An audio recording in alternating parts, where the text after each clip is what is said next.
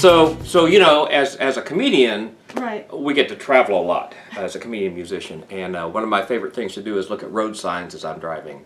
A couple that I remember up by Goshen, Indiana. There's one that's gotten great big letters, illiterate. Call 1-800 Learn to Read. Oh no. Yes, and over by St. Louis, there's one that says texting and driving kills. Text 411 for more information. Oh no. And maybe my favorite is Meek's Mortuary in my hometown of Muncie, Indiana, that has a sign that says customer parking only. Oh my goodness. Oh. Well, hi and welcome. And you've been enjoying comedian Rick Garrett. Hi, welcome to my couch. Thank you for having me. I appreciate it so much. Now, the stand-up comedy, I think that's a more recent It endeavor is. for you. It is. I stepped on the comedy stage for the first time when I was 55 years old.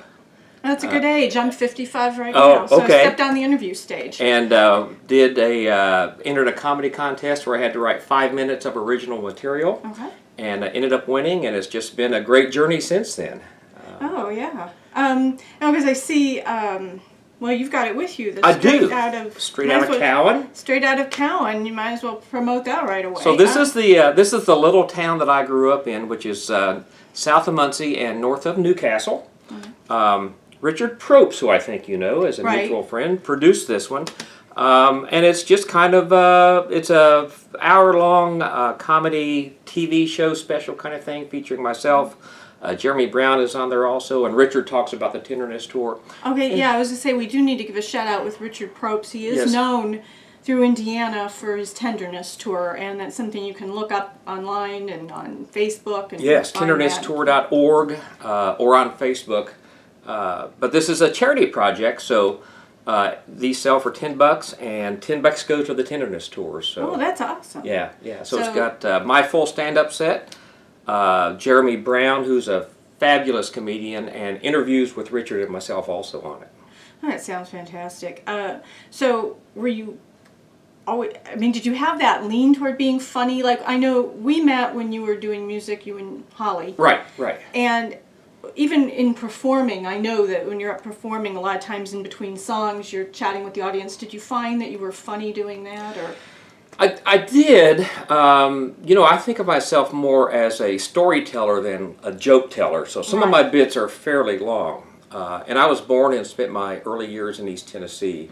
And that's the part of the country where everybody is a storyteller. Right. So it kind of came naturally. But I've always liked seeing people laugh. And I think it really, I think laughter does make the world a better place. Yeah, and I guess with me too, I consider myself more of a storyteller because, I've got the book and it's humorous essays, and I'd had the column. And so I agree with you on that. And I think there's always humor if you can see the humor in life, like you're noticing with the road signs. Now, is a lot of your routine, it's things you've noticed? Or It is. observed It's all everyday life. When I'm traveling, I carry a notebook with me, and I carry my phone with me, and I'll see something that will just strike a chord, and I'll mark it down, and later on it becomes a bit.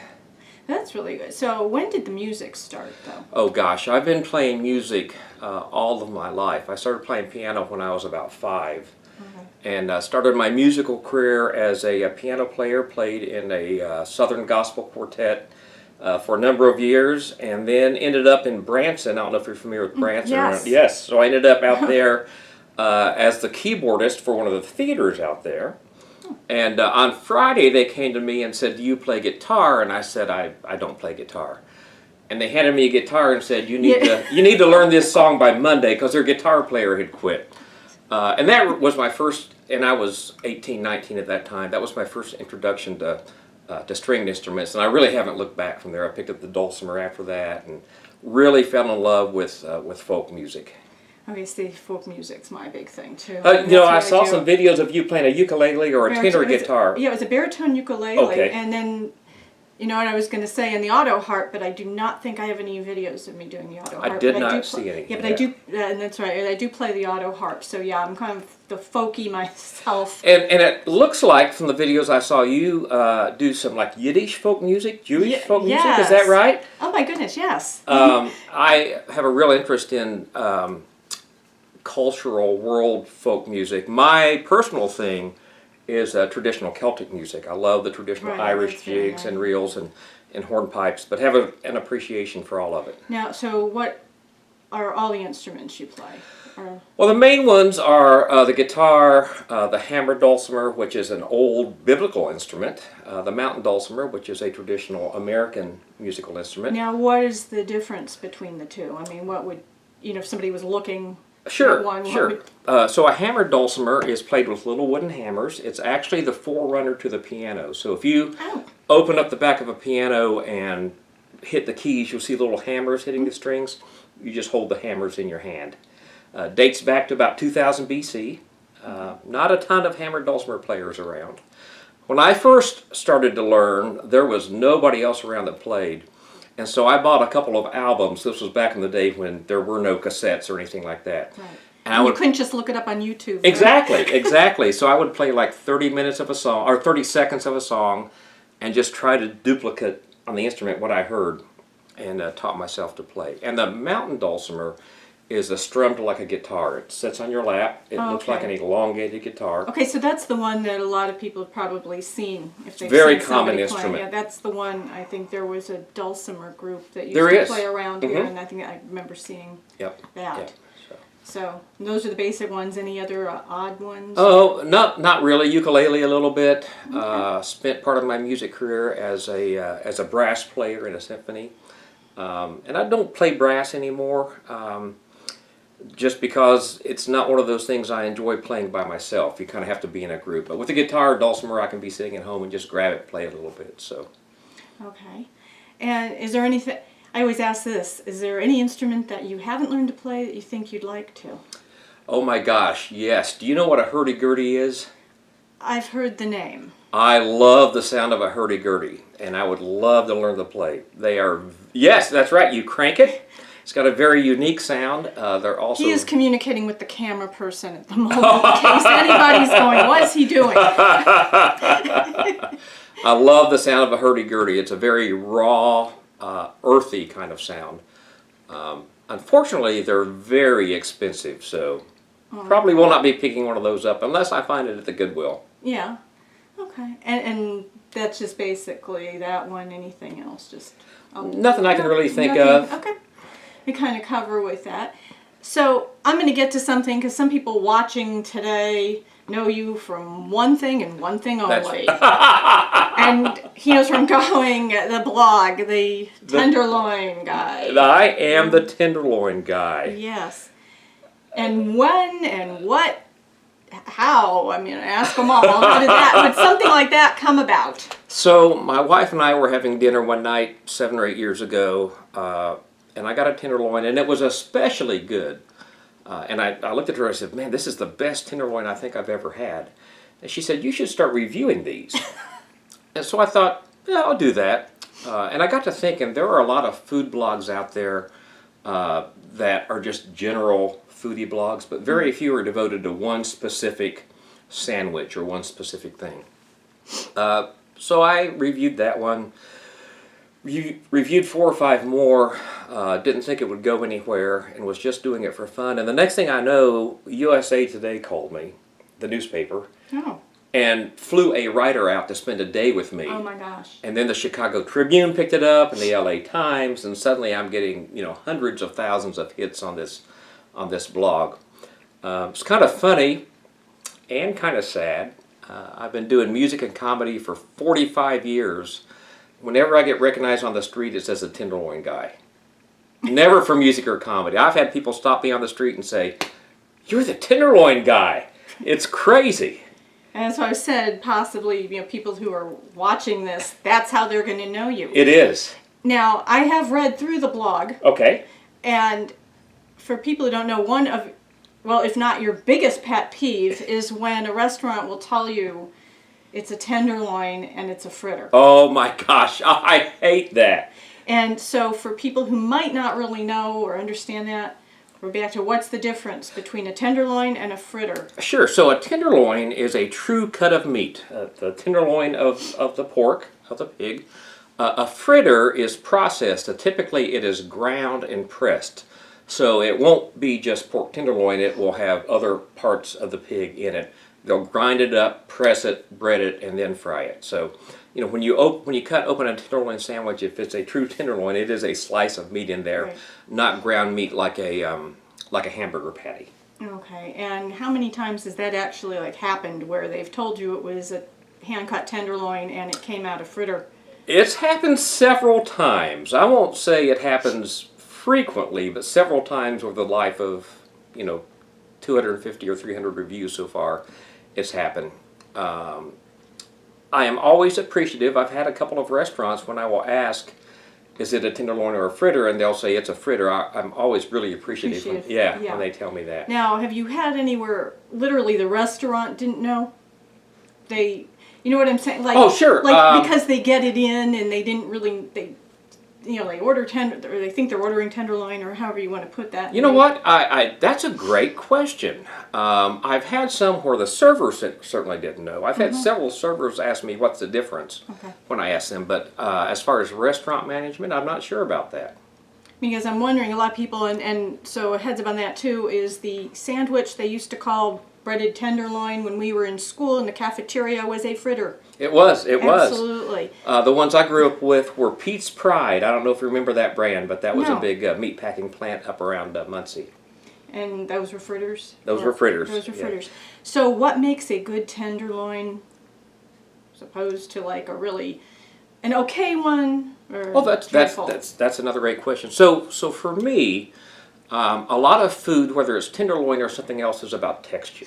I like to feel the texture in my mouth. So a good tenderloin has three distinct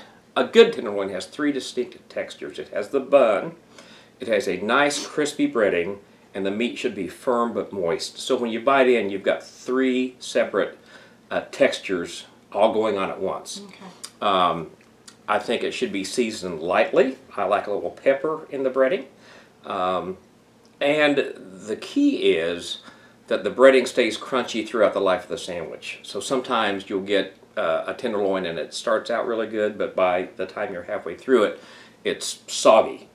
The breading is soggy, and that's just nasty. Okay. And you know, I think that's because the key is to fry them at really high heat very quickly, as opposed to a lower heat and leaving them in the oil longer. Is there a certain thickness? And I'm basing these questions for the viewers, on things I've read. Because I know that the restaurants will pound them very, very, very, very, very ultra thin. I got enough berries in there. And some, I guess, have been like a little too thick. Or so is there a perfect... that kind of depends on the breading. For me, I like the meat itself to be about a half-inch thick. When they're really pounded out paper thin, it all becomes one texture to me. Okay. And much thicker than that, then it's tough to bite through with your mouth. So I think the meat about a half-inch, just kind of slightly pounded out. That's my preference. And some people do prefer the more thinner ones. Right. So if somebody was going to go venture out and actually try a tenderloin sandwich for the very first time, aside from the basic, make sure it's a tenderloin and not a fritter, Right. What should they be looking for? So one way to tell a fritter just by sight from a tenderloin is typically a fritter is done in a factory and they are perfectly round. So if you get a sandwich that's perfectly round, it's probably not a tenderloin.